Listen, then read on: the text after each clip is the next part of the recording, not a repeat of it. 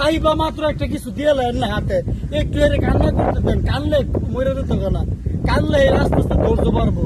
আপনার কাছে চাহিদা আস্তে আস্তে বাড়বো, চাহিদা আপনি ওইভাবে দিবেন। কারণ হচ্ছে গিয়া ধৈর্য যদি শিখেন, ধৈর্য হচ্ছে গিয়ে পৃথিবীর শ্রেষ্ঠ একটা আবাদত, ধৈর্য। আর হচ্ছে অবশ্যই সবসময় চিন্তা করবেন যে আপনার ছেলে মেয়ের উপরে নির্ভর থাকেন না, নির্ভর একমাত্র আল্লাহর উপরে থাকেন। আল্লাহ আপনার দিনে পাঠাচ্ছে, রিজিকের মালিক আল্লাহ, এটাই সবচেয়ে বড় বাস্তব, আর এটাই হচ্ছে চির সত্য। পরের প্রজন্ম নিয়ে ভাববেন না, পরের প্রজন্ম বাবার চিন্তা আপনার যে বেড়া বাড়াইছে, যে বেড়া দুনিয়া বাড়াইছে, এই বেড়ায় চিন্তা করে বাড়াইছে। সৃষ্টি হওয়ার কতশো কোটি বছর আগে খালি রিজিক তৈরি হয়েছে, এটা তো চিন্তা কি, খালি চিন্তা ভাবনা করে চলেন, দেশের কাজে লাগেন, দশের কাজে লাগেন, এটা হচ্ছে আপনার তৃপ্তি পাবেন, আত্মার তৃপ্তি, সেইটা আমি সবসময় বরাবর বলি। এই যে প্রজন্ম বড় হইব, আবার হেরো প্রজন্ম হইব, আমার কথা ভুলে যাবো, আপনার কথা ভুলে যাবো। সুশিক্ষা দেন। আল্লাহ হাফেজ।